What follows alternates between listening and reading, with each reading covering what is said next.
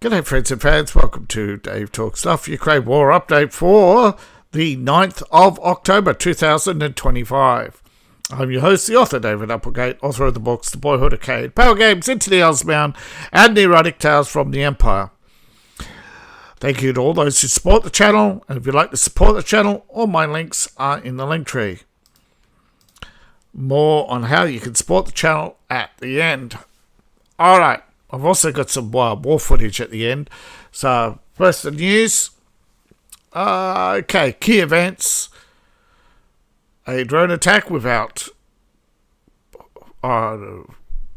pretty sure we've seen this photo before.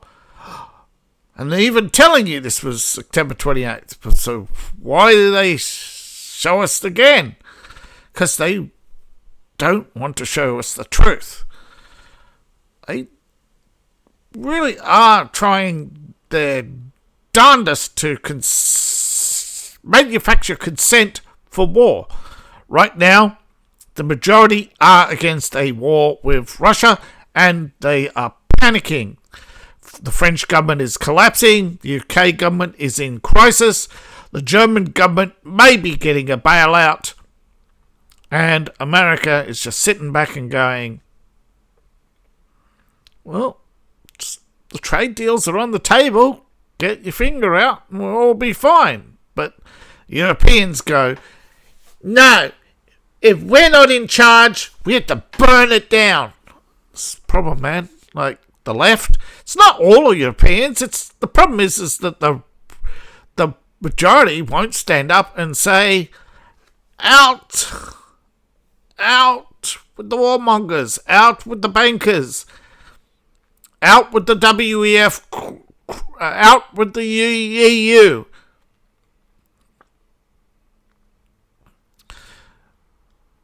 Zelensky, of course, is crying about attacking Russian oil facilities while complaining that Russia's attacking Ukrainian energy facilities.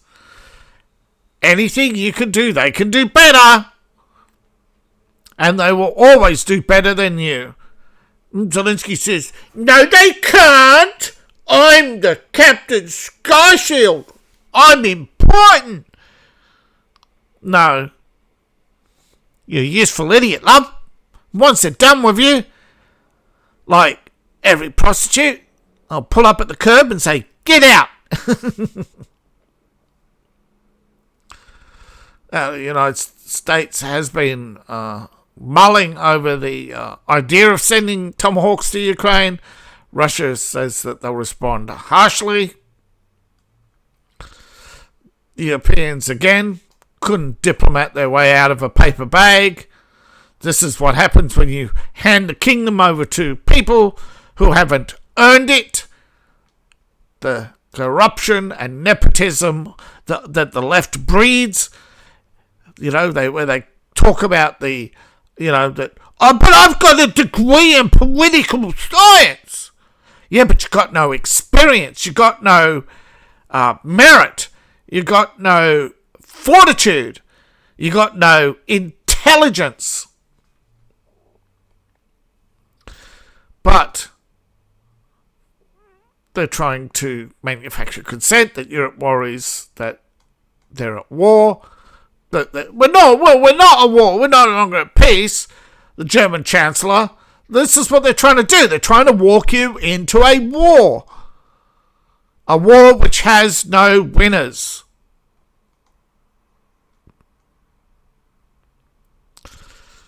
A war simply because you don't like somebody somewhere. Well, congratulations. That's how half the world feels about you. So you think just because you don't like Putin, you can go to war against him? Well, most Africa doesn't like you. They want your wealth. They think you owe them. You think they have the right to go to war against you? You've got to really worry about the political mindset that you're creating. But unfortunately, most of the people have this attitude of, rules are for thee. Oh, great. Here we go. There was an update. Ta-da! Most of the... all right. So what's the update?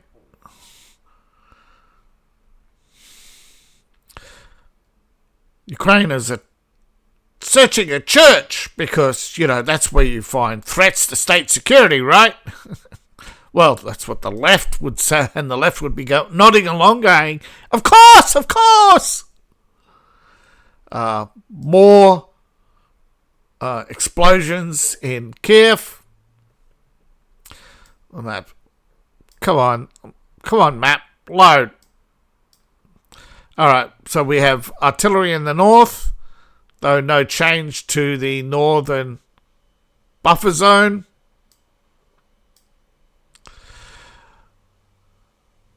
We have a lot of changes to the map today. And slow loading, so I'm going to carefully look at this. But okay. The incursion into Kupiansk appears to have... Well, sorry, not Kupiansk. The town beside Kupiansk. And just...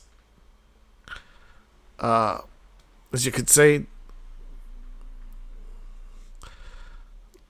The Russians coming to why they need to, but advancing is advancing, I guess, to push back and flank the Ukrainians.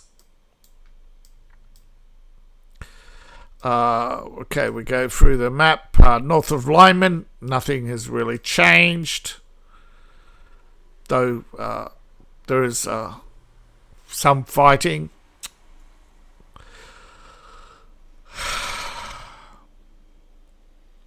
Alright, so we have the map slowly loading for whatever reason. Russia's made progress north of Lyman, as I said yesterday, I believe. They would have to come through here before they can attack Lyman to cut these roads. Now, one option was to cut through here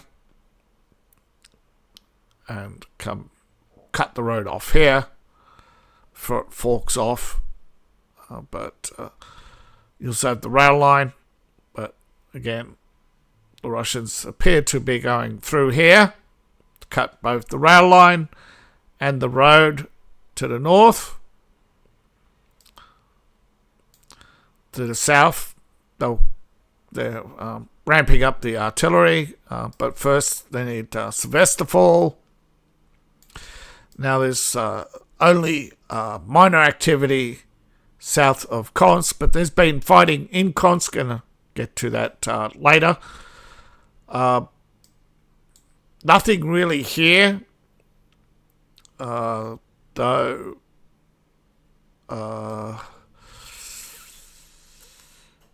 It does appear that there has been small gains by the Russians, but they are small, but they are closing in on Myriad.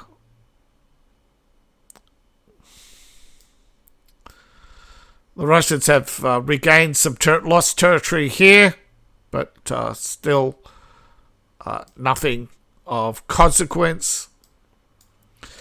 We are likely in the middle of a troop rotation, though no official word, as 139,000 troops replenished the losses, which includes killed, wounded, captured, and time is up. You've done your time, you go home, try to put it all behind you, rebuild your life, whether you're Russian or Ukrainian.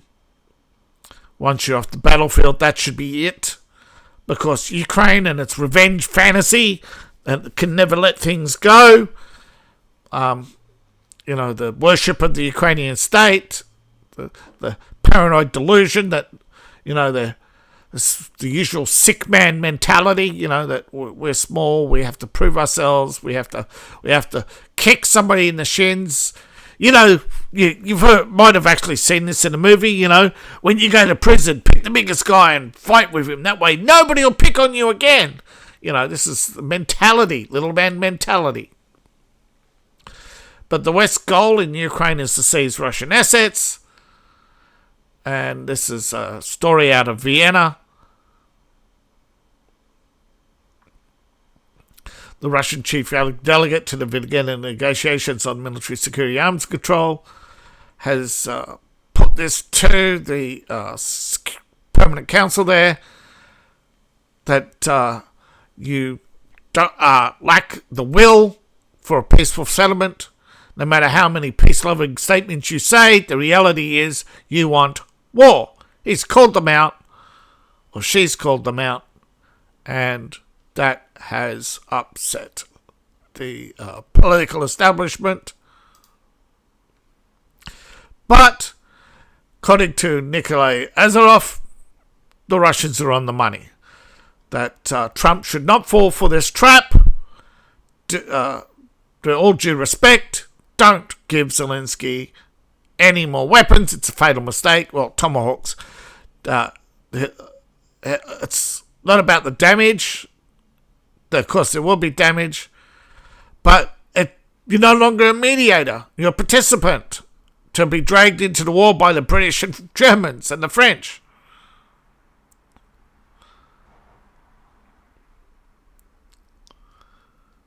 They keep saying you don't want to intensify the war, but that's what tomahawks will do. Zelensky wants nothing more than to destroy, because he wants to be in a strong position to negotiate. What a weak individual. What a sorry, sad facade. I would say that this, unfortunately, is the fact about humanity, that so many people out there are facades. But Hungary said he's not a facade. He's out of touch with reality. That he's making outrageous claims. That in normal situations would have sparked outrage. He said that Ukraine would become a member of the European Union, but that's not up to you, Mr. Zelensky. It's up to the current members. And it should be unanimous. And according to the European Union, you have to bring something to the table. You have to be at peace. You can't have territorial ambitions. And Hungary's repeatedly warned that it will not allow Ukraine to be accelerated in the EU, that will weaken the economy, lead to direct armed conflict with Russia. And, yeah, I think a lot of people realise this, that the only reason why Ukraine wants to be in the EU is to be your permanent pocket pal. So they can come along and put his hand in your pocket and say, "This is the last time I'll do it, I swear." How long has China been putting their hands in your pocket? 50 years? $896 billion. China. It's how much China has not paid in taxes, import duties into Europe.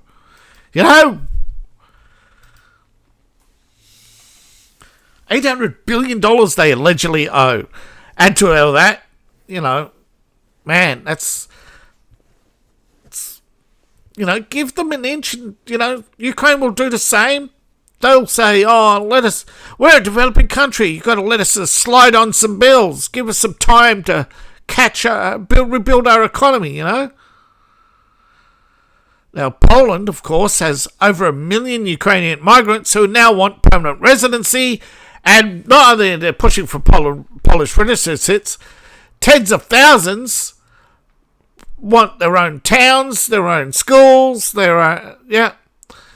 And, wow, isn't it amazing? 1 million Ukrainian... They suddenly realise 1 million migrants have sparked growing concern about demographic and political shifts.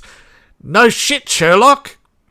They're not there because they're refugees. They're there because they want to control Poland's future. They realise that Ukraine is done for, so they're coming to basically use the fact that Ukraine is in a bad way to say, you now have to take care of us. Because the Soviet Union is why they don't like Russia, because Russia said, no, you can go, we don't want to take care of you anymore. And Ukraine says, but comrade, no, we're not comrades anymore, bro. Go. Ukraine is just the ex-girlfriend who wants revenge. Sooner you wake up to that fact, the better. As soon as you realise that Ukraine ain't your buddy, the best thing you can do is turn them into a neutral zone, so you have a bit of breathing room between you and Russia. But nah, Germany wants the flex. They want to see their tanks roll across the battlefield. Kursk 2.0, because Napoleon and Hitler this time we'll get it right, comrades. We're global government comrades. This is apparently the largest defence exercise since the Cold War ended, though it wasn't really that big. This is the Baltic states. They call it civilian military cooperation. Operation Lockdown. Basically, they were setting up, locking down towns and turning them into logistics hubs for NATO's eastern flank to ensure the continued deterrence of Russian aggression. You're the one supplying weapons to Ukraine. But, potatoes, tomatoes.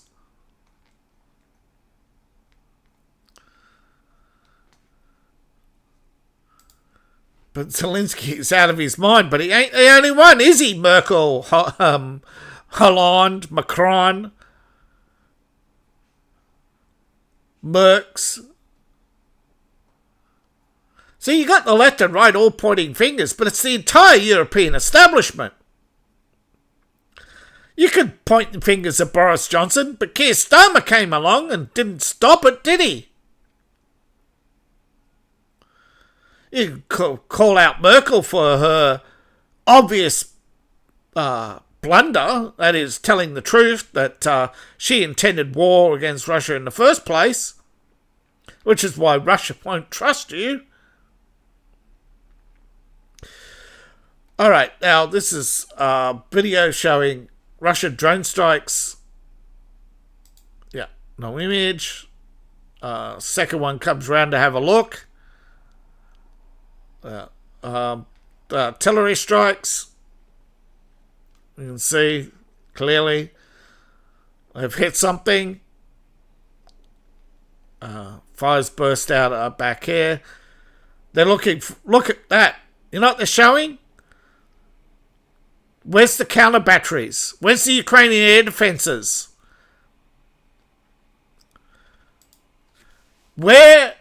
Okay. Where's the counterattack? Where? There's no rocket fire. There's no artillery flashes. There's no air defences against the Ukrainian drones. Yet the Ukrainians would tell you, we destroyed this Russian tank. We did this and we did that. Maybe this is not reflective of the entire day. Maybe the Ukrainians were caught between reloads. Maybe, of course, the artillery isn't in the town and it's mobile. My guess is they hit. Here we go. There we go. They hit. Yeah. My guess is this is why they were silent. Because they were waiting for because the air defences were silent. So they were worried about Russian drones, so they didn't counterattack. But the Russians sent in drones anyway. And another Ukrainian truck is exploded.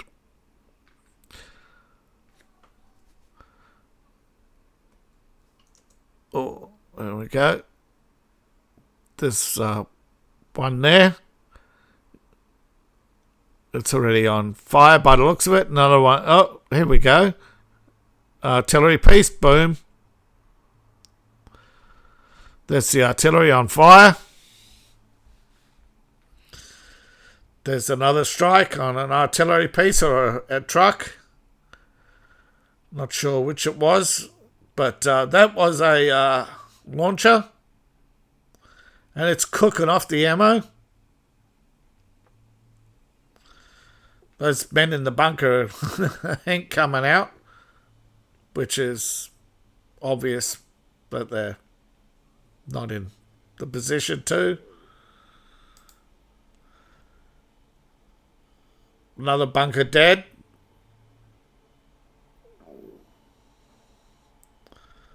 Here's a network of trenches hit by a bomb, dropped by a drone. There's another one. Ooh. See the drone? It's hit something. You can see the bunker. It's gone. Drone flew in.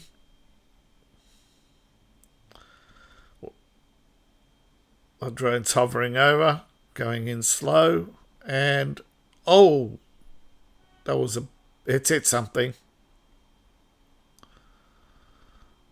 You can see the hatch. Oh.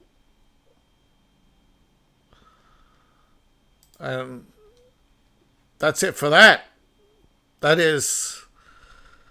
That's Konsk getting rained on without firing back a shot.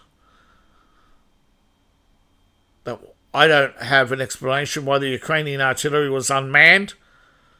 Probably sniped and or picked off by the drones earlier that day, and they were just finishing off, plucking the wings off a fly.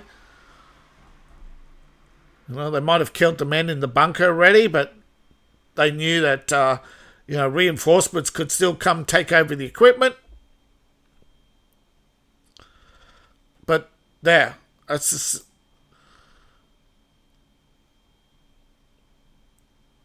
this area here, I believe. Oh, sorry, up. I'm not sure if it's this area here or this area here. But if you look at some of them, they are in the outskirts of town, floating around, I think, this area. But occasionally you see up through here that pretty much there are scattered artillery pieces, probably in the hundreds. And every time the Russians send in drones, where's the air defences? Where's Captain Sky Shield? Hint, Poland getting pockers and blow. Showing up now and again for some pomp and pageantry to hand out some medals, because it's most unfortunate that patting little boys on the head and giving them medals and telling them what good soldiers they are is often a very good morale booster. Until you've seen enough of your own men dead, that is, of course. But I'm not speaking from personal experience. I'm only going by the journals of war and the interviews where many ask themselves the question, particularly after World War II, where did we go wrong? And again, it's because the civilians who got caught up in the march towards glory and the revenge mentality of the left Marched, and this is what they're trying to do. They're trying to march you into a war with Russia, telling you anything that it'll take to get you to not think about the potential pain, about the lost men, the million men that never came home. Meanwhile, all these women complaining they never went to college. Yeah, well, what about the million men who never came home? Who never got to marry, never got to have sons?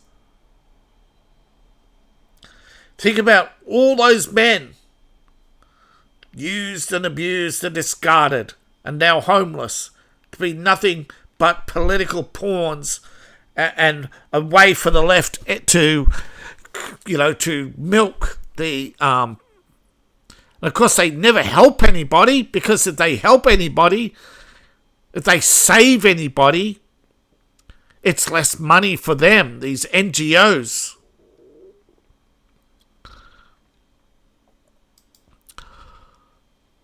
War may be one of the worst endeavours of humanity, but it's a result of human corruption, greed, envy.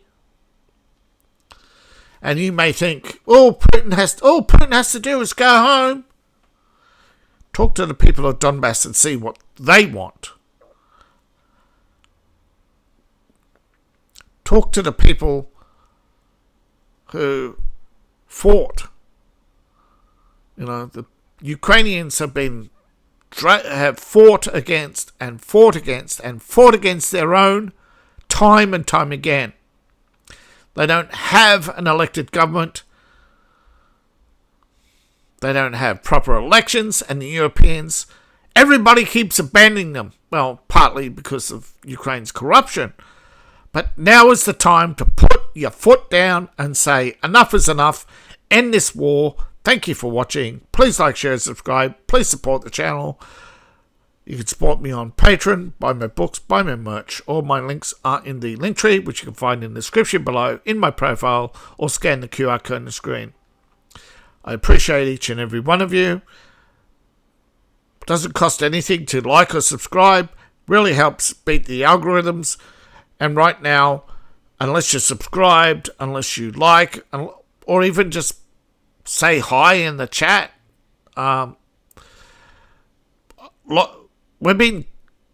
where view counts are not being counted properly. Sometimes, allegedly, it takes days before we see a result, where we see 20, 22, 23, 24. But they're only saying 20. They only give us the peak view count. So we could have hundreds of views, but they only give us the peak view count for the first day. And it's like, oh my God. YouTube is broken. Other platforms are just as broken. But unless people are subscribing, they're not going to be recommended. The only thing the social media platforms care about is if you subscribe to the channel, is what I'm saying. If you don't, they don't. So please